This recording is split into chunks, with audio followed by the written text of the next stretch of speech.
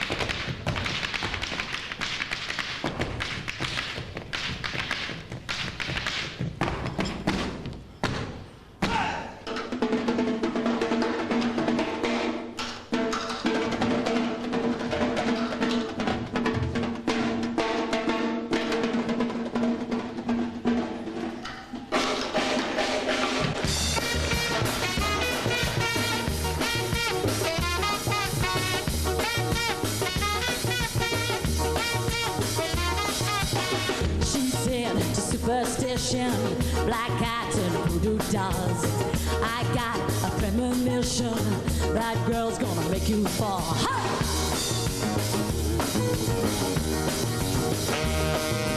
She's into new sensations, new kicks by the candlelight. She's got a new addiction for every day and night. She makes you take your clothes off and go dancing in the rain. She makes you live her crazy life. She'll take away your pain like a bullet to your brain. Upside, inside out, living la vida loca. She'll push and pull you out, living la vida loca. Her lips are devil red, skin's a color mocha. She will wear you out, doing la vida loca. Living la vida loca. Living la vida loca. Hey!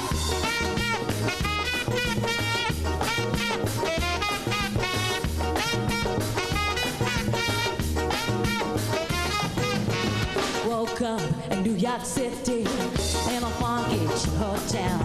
She took my heart and she took my money. She must have slipped me a sleeping pill. She never drinks of water, makes you order French champagne. And when you have a taste of her, she'll take away your pain like a bullet to your brain. Upside, inside out, living la vida loca. She'll push and pull you down, living la vida loca.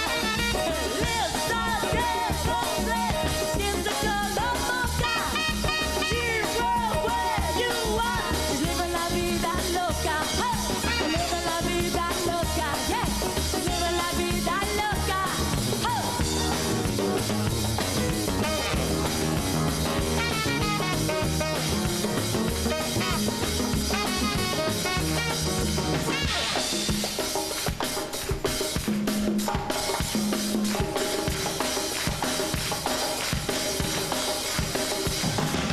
Never drinks of water, makes you order French champagne.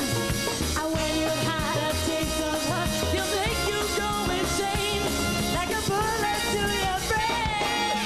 Outside, inside out, living la vida loca.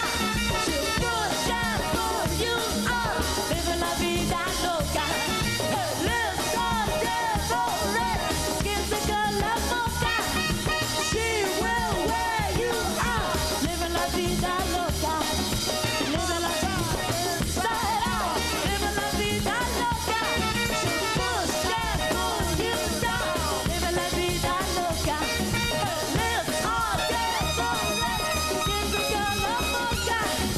She will wear you out, living la vida loca.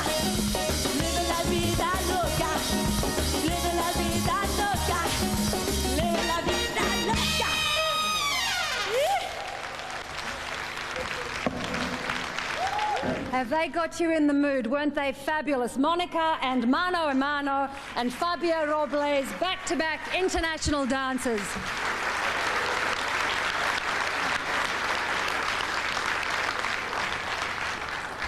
What a way to go. Good evening, everybody, and welcome to the National's Ethnic Business Awards, coming to you from the Grand Hyatt in multicultural Melbourne. As has been the case for 13 years in the Ethnic Business Awards, we're celebrating the extraordinary success and commitment migrants have made to Australian business. Their stories, like others before them, are testimony to the growth and development of a unified Australia. Before we profile some of our finalists, I'd like to particularly welcome our special guests who have joined us here tonight. Representing the Prime Minister, the Honourable Tony Abbott, Minister for Employment Services, and representing the Leader of the Opposition, the Honourable Con Shaka, Shadow Minister for Immigration. And for those of you who've been following the news, isn't it a testament to political rapprochement that we've actually managed to get them in the same room tonight?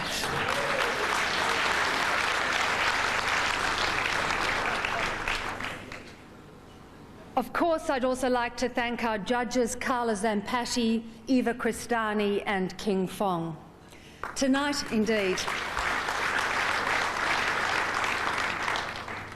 Tonight we'll meet the finalists in two categories: businesses with a turnover of less than $5 million and businesses with a turnover of more than $5 million. A little later in the evening we'll announce the national winners in the two categories. They'll each receive complimentary air tickets from Singapore Airlines, and as a demonstration of its ongoing support of the ethnic Australian community, this is the 5th year that Singapore Airlines has donated the major prizes. Let's give them a warm round of applause.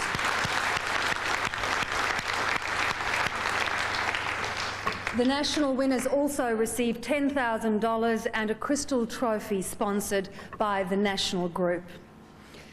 Indeed, thank you.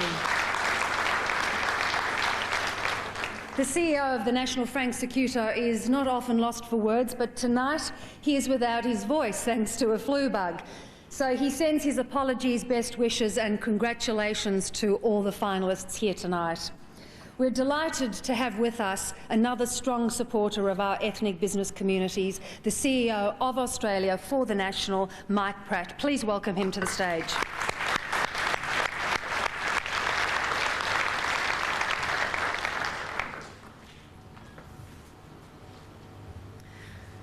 Mike, good evening to you. And I guess for a lot of people, the National's a bit of a puzzle. It's become such a big group. And of course, Frank, as we know, is the CEO of the global operations. And you've been in the position for several months now of CEO of Australia. Tell us a little bit about yourself and what makes up the Australian operations. Yes, we are a big organisation. Many people don't realise, but we actually, up until very recently, had 7 banks around the world. We now have 6 with the sale of Michigan just in the last week. So we're a very big company, 340-odd billion in assets.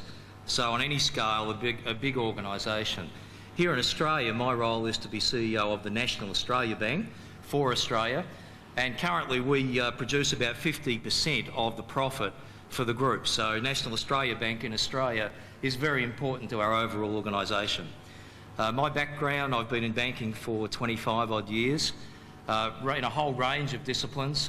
More recently, I was CEO of Bank of New Zealand, based in Auckland, and that was a real hardship post for me for a few years in New Zealand, but a wonderful time. Now, you've also been, I know, since you've come back, very conscious of this terrible image that the banks seem to have cultivated for themselves in Australia, and that's been one of your big priorities, is trying to counter that. What are some of the issues for you? Yes, it certainly is. I believe that, firstly, we haven't helped ourselves to a large extent with some of the, I think, poor ways we've communicated around what we are doing and the value that we do add. I think also that our service has slipped quite markedly, and we do need to lift our game in that area. Although I would say that our customers now have far better access to our services, not only through a traditional branch, but through ATMs and call centre, and now increasingly the internet. So whilst we've improved the way they can access our bank, we've certainly not lifted our service accordingly. So one of my main goals is to really do something about our service standards. Secondly, I think we need to communicate a lot more effectively about what we do in the community, and a very important program for us is called Community Link, where we are sponsoring a number of major activities in local communities, and something like this major award tonight is another important evidence for me of what we are putting back into the community. But it is a big task because bank bashing, unfortunately, has become a bit of an art form in this country. Mike, do stay with us. You're going to help us present the awards tonight. Thank you. Thank you very much. Please thank, ladies and gentlemen, Mike Pratt.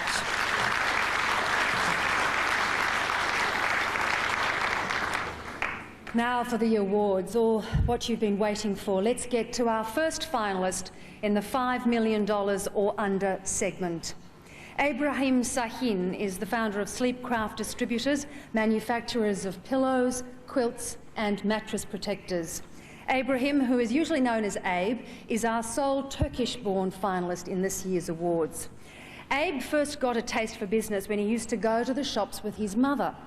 He used to buy a dozen pencils for 99 cents. He'd sell them on to his friends for 25 cents. That's a 300% profit if any of you are slow to do your calculations. Not surprising then that Sleepcraft's sales are expected to nearly double next year and peak at $15 million within 5 years.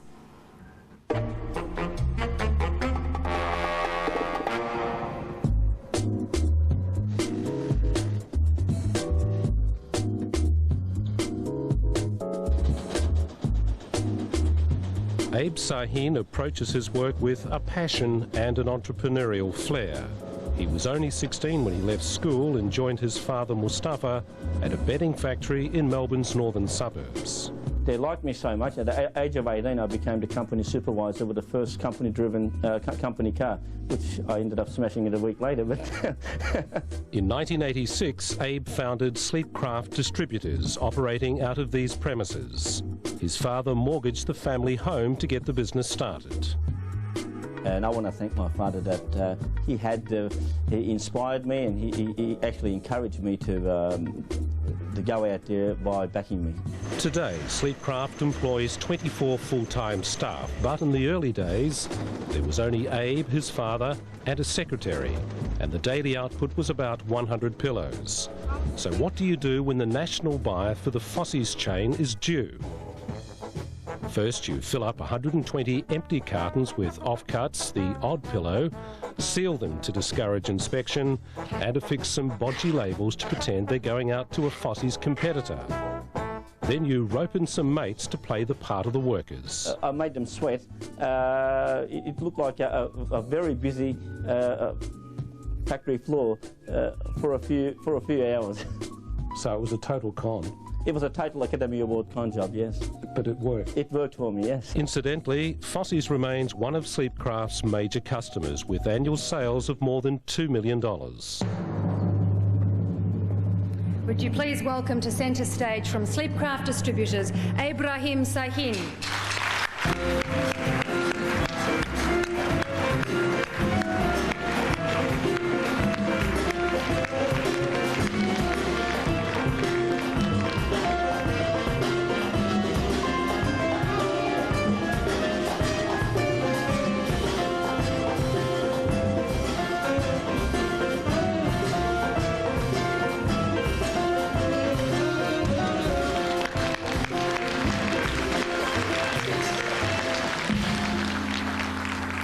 You'll be pleased to know he's stopped his dodgy work practices and he's even driving better than he used to when he was a young lad.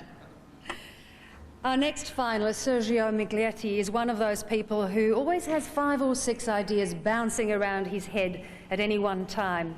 When many people of his age are thinking of retirement or have already done so, this 63-year-old is still looking for new challenges and ways to expand his engineering business. Like many immigrants to our shores, Sergio arrived with precious few possessions, no command of English, but with a tremendous desire to make a good life for himself in Australia.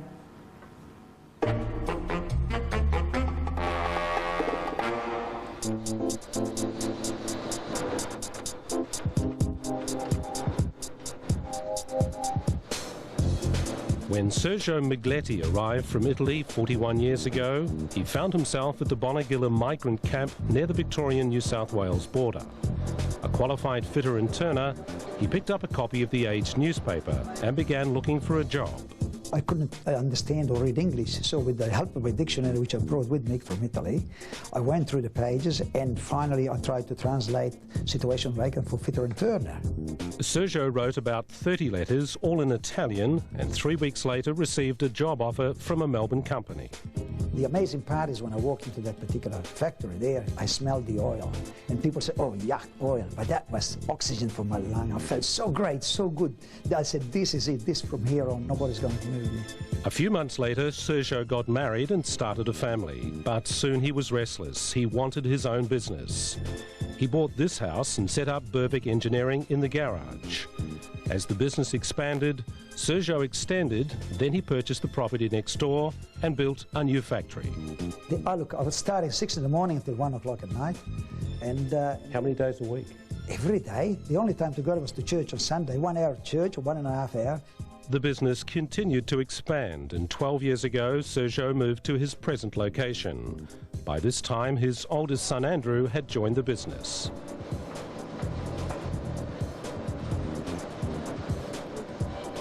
I think the business has got tremendous potential to grow, and with my son Andrew now taking over it, I think this is great for me. It makes me very happy because there is a continuation of the family business. It makes me feel very, very proud. The opportunity here are fantastic. You can do anything that you want. It's entirely up to you. Ladies and gentlemen, Sergio Miglietti.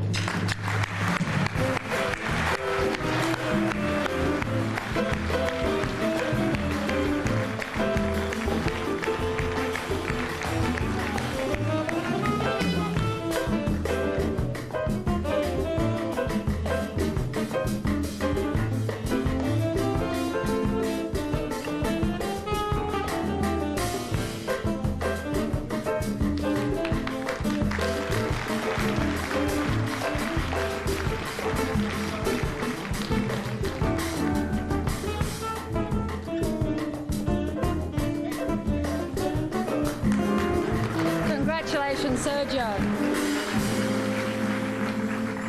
I'm not looking a day over 40. The sole Greek finalists in this year's awards are Jim and Nick Lagakis, who operate a hardware store in Wagga Wagga in the Riverina district of New South Wales. Jim arrived in Australia in 1963, followed 2 years later by his younger brother, who was then just a student. The brothers eventually teamed up, and for the past 10 years, they've been running a highly successful business which goes by the name Crazy Jim's Mitre 10.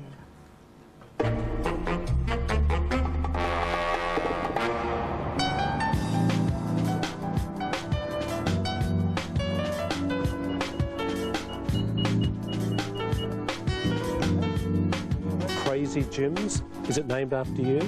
Not really. No, I inherited. You inherited? With the business, yes. Jim's original partner was also a Jim, hence the name. And although they did think of changing the name when Nick bought a half share of the business, Crazy Jim's was already well known, so they stuck with it. What we have here? And the business has prospered.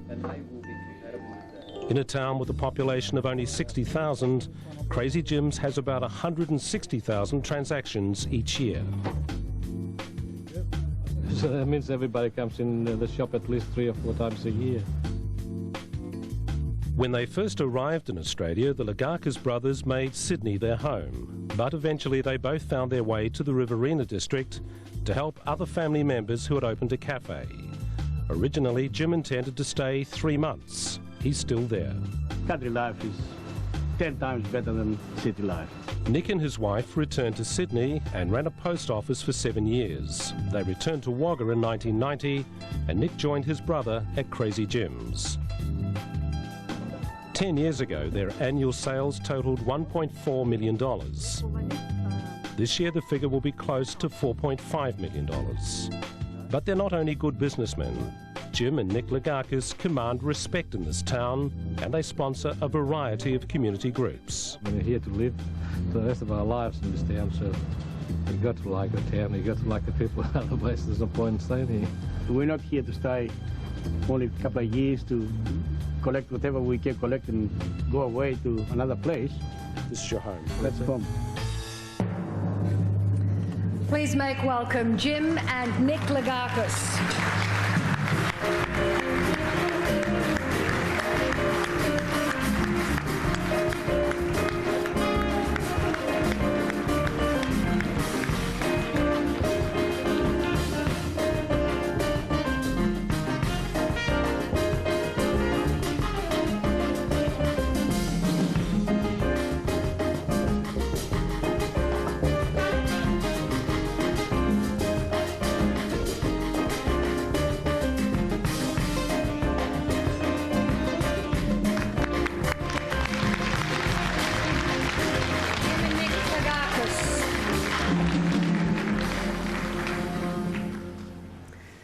The final nomination in the under $5 million category is Armando Marcolin, founder and managing director of Class Plastics. When Armando started his plastics blow moulding company 10 years ago, the odds seemed stacked against him. He faced stiff competition, he had only one machine, and he knew almost nothing about the plastics industry. But by developing a niche market and concentrating on quality and service, Armando is now servicing more than 200 clients, mainly in the chemical industry.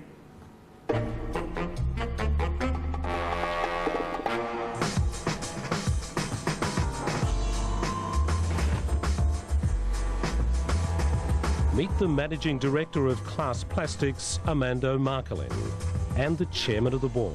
Well, that's his nickname anyway. In reality, he's a Jack Russell Chihuahua cross called Fox, and he follows the boss everywhere. Working in the plastics industry was the furthest thing from Armando's mind when he arrived in Australia in 1970. In Italy, he'd worked as a road builder, and soon after settling into Melbourne, he joined a road gang. Then came the opportunity to run a cafe for 7 years. Then it was back to road building, this time as a partner in a road construction company. In 1990, Armando purchased this small plastic bottle-making business. I'm sure that he could see those machines print money. That's what it was saying to him. In the right hands, I'll be printing money. But first, Armando had to educate himself about the plastics industry. When he first took over the company, he didn't even know how to start up the machines. The early days were all about building a client base, putting the right management team together, and perfecting the product. The product's successful because of the people behind it. The people behind it make sure that the product does not leave the premises unless it's a quality product. And of course, there's the Chairman of the Board, always keeping a keen eye on the way the business is being run. Welcome without the Chairman of the Board, Armando Marcolin.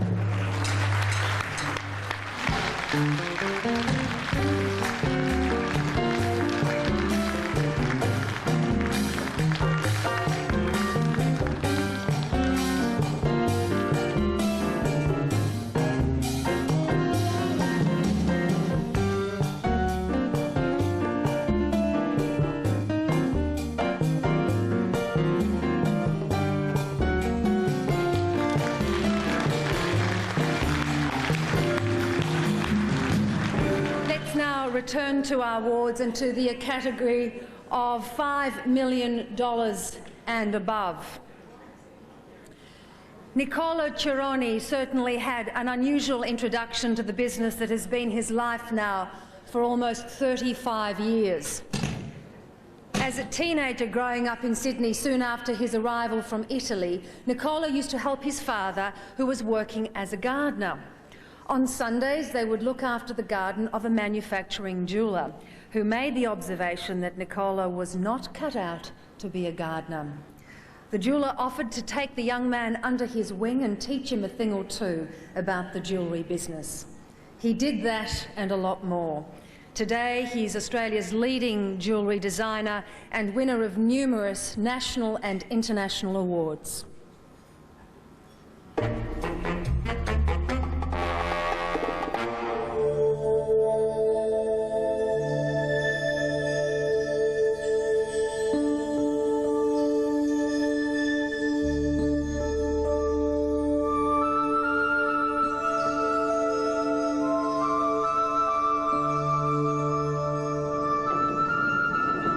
De Beers Diamonds International Awards are regarded as the Oscars of the jewellery industry. And in 1998 in Paris, Nicola Cironi was chosen as one of 25 winners from around the world for this stunning piece.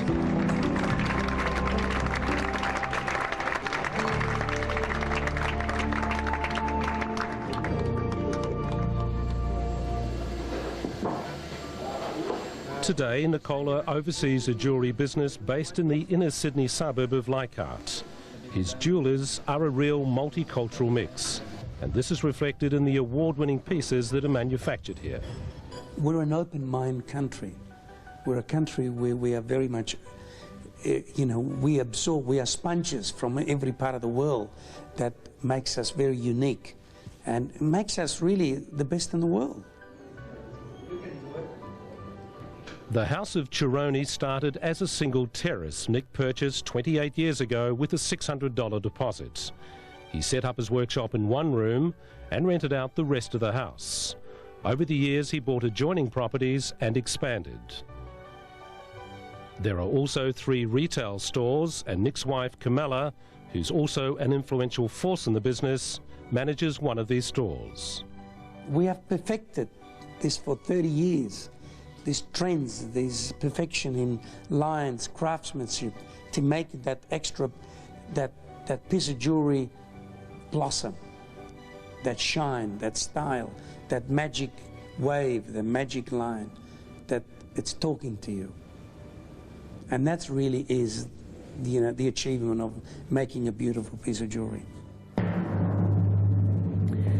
Unfortunately, Nick can't be with us tonight. He's at an exhibition in Milan, but to prove that diamonds are a girl's best friend, please welcome Nick's wife, Carmela.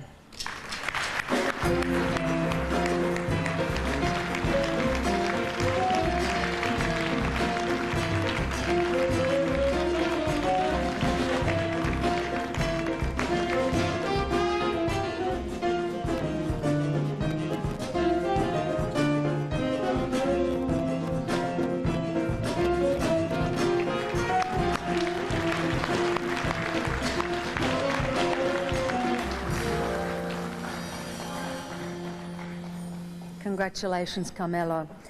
Our next finalist, Mario Di Lalo, started working for a major home insulation company in Perth in the early 80s. However, he became frustrated when he was passed over for a promotion, so he went out and set up his own company in direct competition. 10 years later, he bought out his former employer, and now Mario Di Lalo is on the verge of publicly listing his company, Cool or Cozy, to help fund further expansion.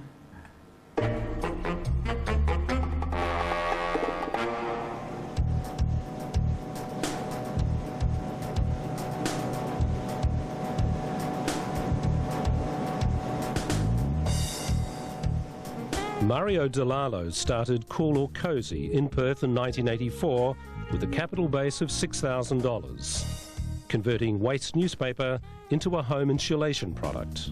I had a partner as well, and we would start by going out and door knocking. I would go and make the sales. We'd then make the product in the evening, sometimes till after midnight, get up in the morning and go and install homes and start the whole process again. Mario arrived in Australia from Italy as a 5-year-old with his grandparents, who raised him after the death of his mother. To me, it was very, very normal. Some of my good friends who I've grown up with at times have made comments to me that, it would have been hard at times, but I think when you're living that life, you don't know anything else other than that life. It was very enjoyable to me, and I wouldn't change anything. This rather angelic first communicant, the one in the white suit, now heads up a company with branches throughout Australia and also in Thailand. Mario has expanded the business into commercial and industrial insulation, but home insulation is still the core business, accounting for about 65% of the company's revenue. In the next 2 years, I think that will diminish to 50%, maybe even 45%, as we chase other areas that will deliver larger revenues. I don't know how many countries in the world you can do what I've done. I don't know if I would have been able to do it in the country that I came from, but it's happened here. I'm grateful for it, and it's a great country to live in. Please welcome Mario Di Lalo.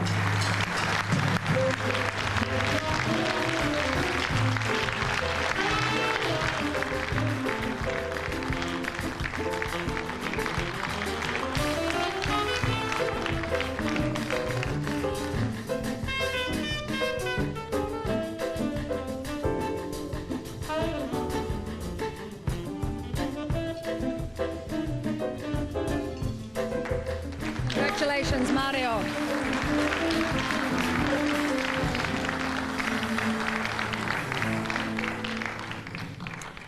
Like so many of our finalists this year and previously in other years, the success they've achieved has been due largely to the support and active involvement of their families. A great example of this is the Melbourne-based Piedemonte Group, which is involved in supermarkets, importing and distributing, and chocolate manufacturing.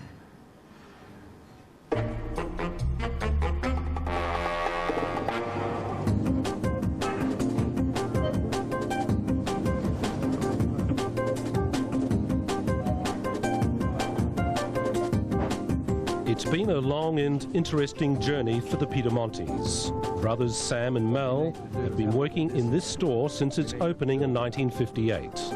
The original building was purchased by their father. He bought a butcher shop and gutted it all out with me brother and converted it into a continental delicatessen.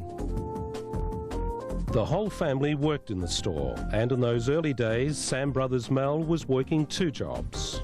Well, the aim was to keep building and making a business for ourselves and to be debt-free. The Piedemontes continued to expand the business by buying up adjoining properties. And in 1963, they opened a self-service store, the forerunner to today's supermarket. As the business grew, so did the family. Parents, brothers, wives and children all shared this house. For 18 years, we all lived together, and as the kids grew up, 6 in the family, my brother's got 3 and I've got 3 children, we were all into the one family for 18 years. That's where they all grew. Along the way, the Piedemonte Group has acquired an importing and distribution business and a chocolate company, Ernest Hillier.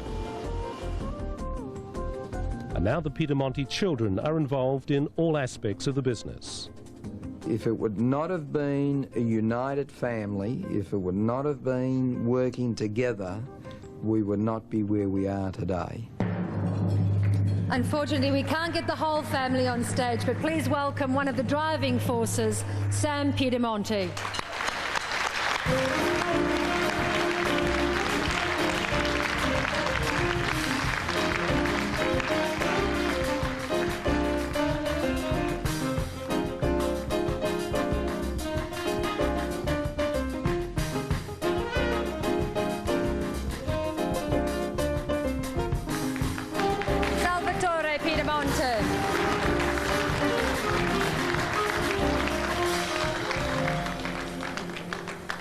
I have to have a word with him later. He's a big part of my downfall, those Ernest Hillier chocolates.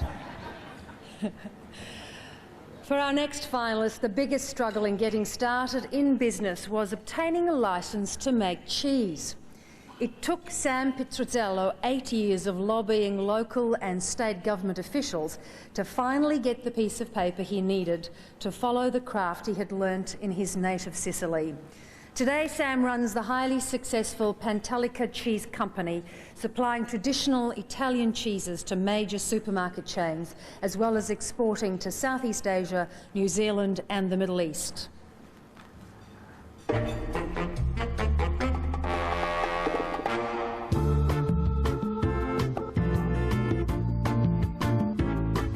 Today, Sam Pietruzzello oversees a family business producing 8 different varieties of fine Italian cheeses.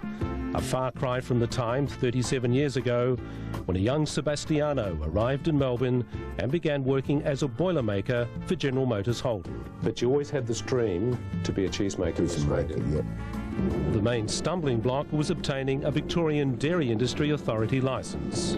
Very hard, because you see, the big boy no one to give the license to small people like me. It took Sam 8 years, but finally he got the licence and started his cheesemaking business.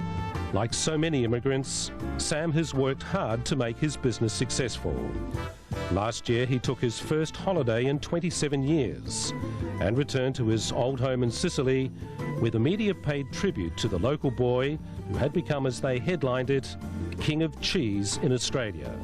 Although Sam is still very much at the helm of Pantelica Cheese, his 3 children are also involved in the management of the business. I'm really happy to do this. And my kids follow me. I wish your kids follow too. So their kids will follow on as well? Yeah. Today, Pantelica produces more than 60% of the hard Italian cheese market and more than half of the cream cheese spread market in Australia. Every week grow. That's our future, because it never stop. Please welcome to the stage Sam Pietruzella.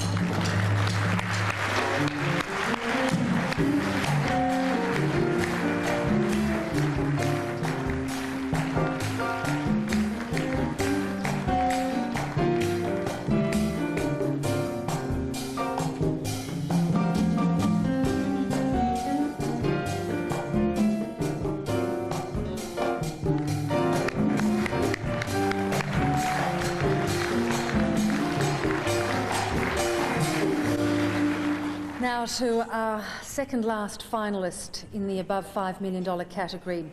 Natali Ricciardi has been a fisherman for most of his life, first in his native Italy, then in Western Australia.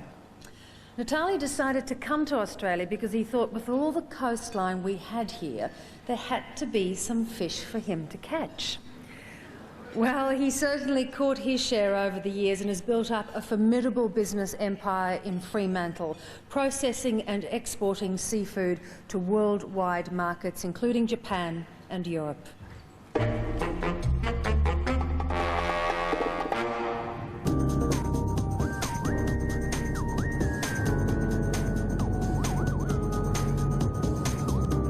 The Ricciardi family has certainly made its presence felt on the Fremantle waterfront. These 2 prawn trawlers are just part of the legacy, a reminder to Natali Ricciardi of more than 40 years of hard work and family enterprise. Well, when I come in, I come with the idea I want to do something good for the family. I bring all my family here. Natali was the first of his family to arrive in Australia, disembarking at Fremantle as a 22-year-old in 1949. Within 2 years, 2 of his brothers had also made the journey. They all worked as fishermen and bought a half share in a crayfishing vessel, the Silvery Way. We're fishing together, we put all money together, we buy a boat together, and we build it up together. The brothers continued to fish and improve their fishing fleet, but as their children grew, it became obvious the business would need to be reassessed. In 1985, the brothers went their separate ways, and Natali and his son set up Ricciardi Seafoods and Cold Stores.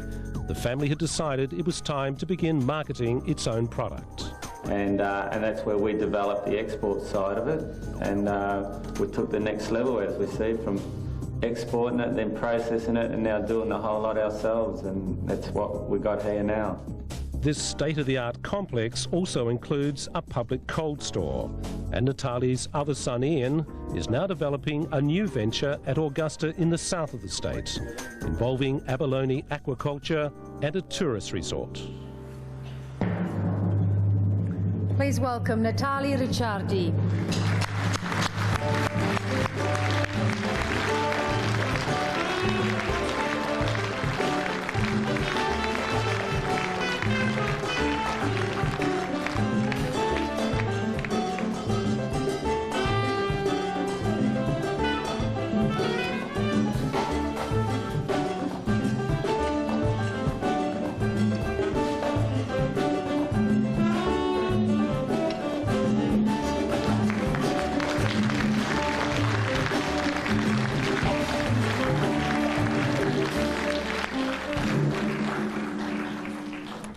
Our final nomination for the night, Mario Solvo, seemed destined for the car business. His older brother Joe set up a panel beating shop, and when he was about 10, Mario was already tinkering away with cars. When he left school, he became an apprentice motor mechanic, and in the last year of his apprenticeship, he began buying cars at auction himself, doing them up and selling them off to make some extra money. Now he heads up Delta Car Rentals, and although it is currently Australia's third largest car rental company, Mario has set his sights firmly on becoming number one.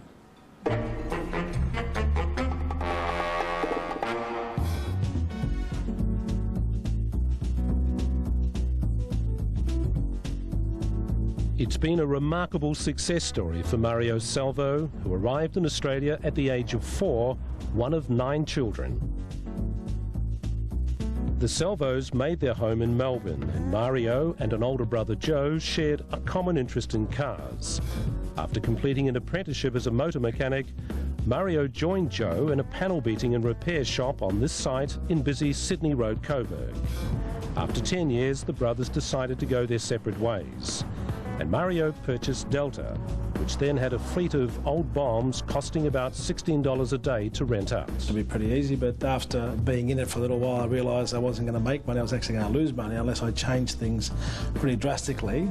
So I set about changing things and providing better value and good service to the customers, and we've grown from a little rental bomb type operation to a truly international company now. Delta has just embarked on a major expansion. In July, the company purchased the Australian franchise for the American-owned National Group, which gave Delta an airport presence for the first time. 2 months later, Delta added the Australian franchise for Europcar, Europe's second-largest car rental company, which also gives it a strategic alliance with the Accor Hotel and Travel Group. For Mario, success is about determination, common sense, and above all, you have to have the guts or the courage to sort of back your own judgment. Please welcome our final finalist, Mario Salvo.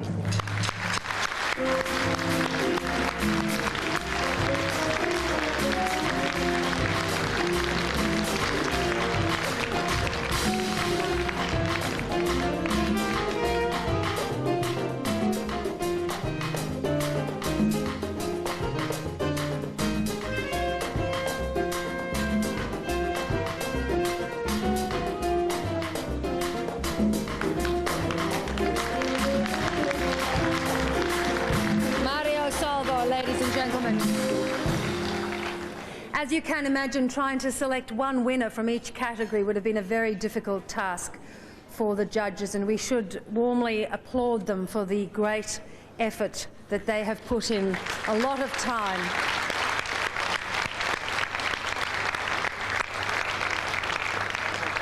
But let's refresh our memory and take a quick look at the finalists in the category of $5 million and under. The young pillow maker who used his initiative and a little skullduggery to win his first major contract. Ibrahim Sahin, Sleepcraft Distributors Limited. He might not have been able to communicate in English, but that didn't deter our next finalist from finding his first job. Sergio Migletti, Berwick Engineering Proprietary Limited. The two brothers who are just crazy about the hardware business. From Wagga Wagga, Jim and Nick Lagakis, Crazy Jim's Mitre 10. And our fourth finalist in the small business category, from road construction to plastics, this little dog's best mate, Armando Marcolin, Class Plastics. Now, the winner in the $5 million and below category receives 2 business class tickets to Singapore provided by Singapore Airlines. The National has provided $10,000 in spending money. And you need it because the Singapore dollar is pretty strong at the moment compared to our dollar, Tony. Also, a permanent... Oh, it's Con's fault. Also, a permanent memento in this beautiful crystal trophy. So, Mike, I'll hand you the envelope and do us the honours. And the winner is Abraham Sahin.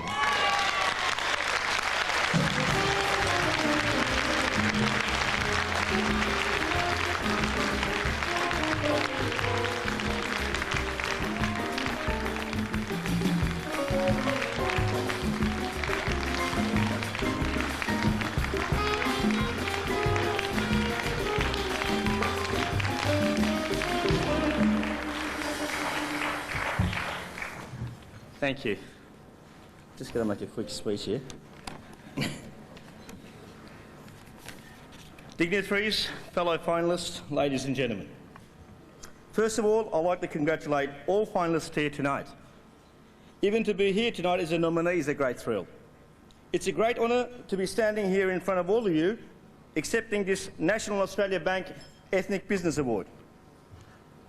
A lot of work has been carried out by many great people at Sleepcraft over the past 15 years that have contributed to me receiving this award tonight. I would like to thank them all for their outstanding efforts. I would like to thank my valued customers tonight for their loyalty and support in helping us achieve this success. In particular, Target Australia, Fossey's, Harris Scarf, Captain Snooze and many others. I want to thank National Australia Bank for its support and for recognising businesses nationally. In this case, the ethnic business community in general. I would also like to thank the organisers of this event. I'm sure you will all agree with me, it has been outstanding.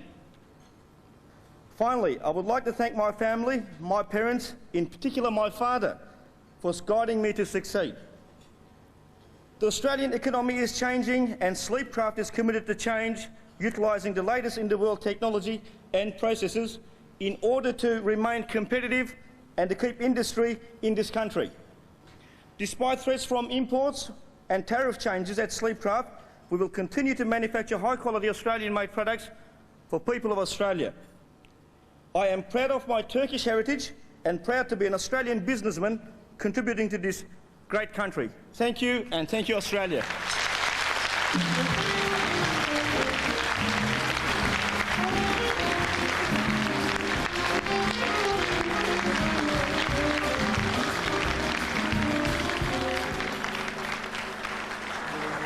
Congratulations, Abe.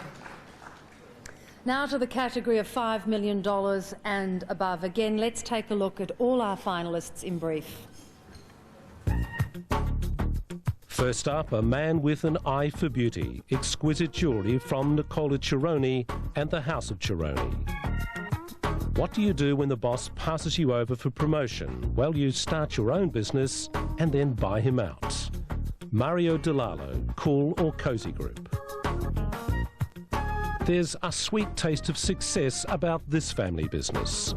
From humble groceries to premium chocolates. Sam Piedemonte, the Piedemonte Group. It took 8 hard years of lobbying to get his cheese-making licence, but he's never looked back.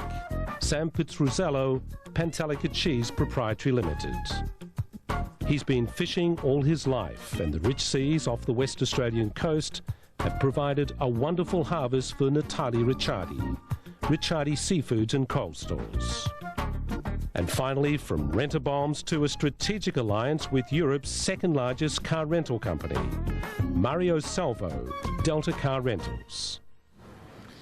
Well, the winner in the $5 million and above category receives 2 Singapore Airlines tickets, business class tickets to a destination of their choice, $10,000 in spending money from the National, and again, this magnificent crystal trophy. Mike, the honours. The winner is Mario Salvo.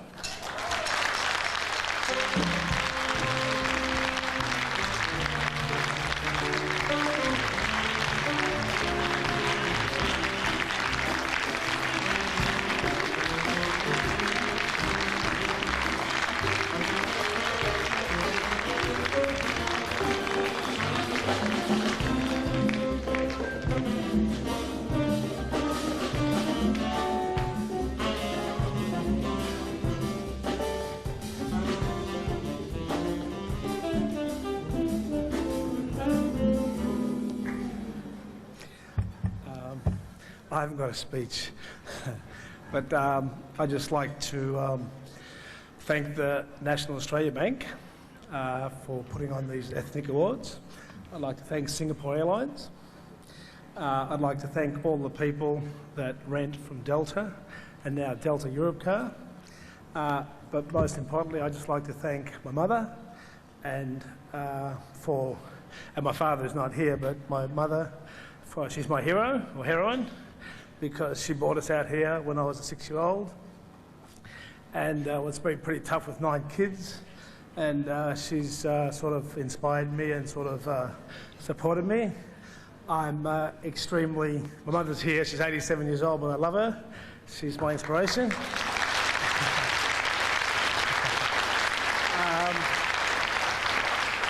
I'm very, very proud. I'm Italian. I'm very, very proud that I've got 3 beautiful children, or 4 now, but 3 beautiful children that my daughters Linda and Christina are here as well, and they are well into the business, and hopefully they're just doing a fantastic job, and I'm so proud of them. My son Andrew, unfortunately, he fell ill today and he's not here, but he's also works part-time, so we've got a real family culture. I'm just so proud to be here, and thanks very much to everybody for being here. Thank you, and I'd just like to congratulate all the other finalists. It's fantastic and well done.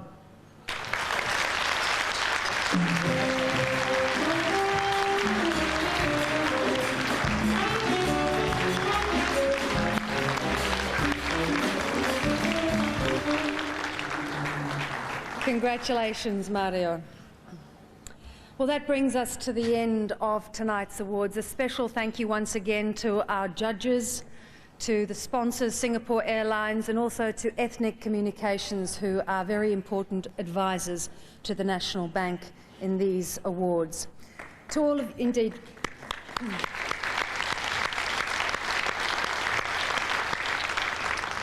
to all of you here tonight and our wider audience through SBS television, we hope you've been inspired by the stories that you've heard here tonight. And of course to the National, whose ongoing support continues to recognise the talents and contribution that migrants make to Australian business. Thank you and good night.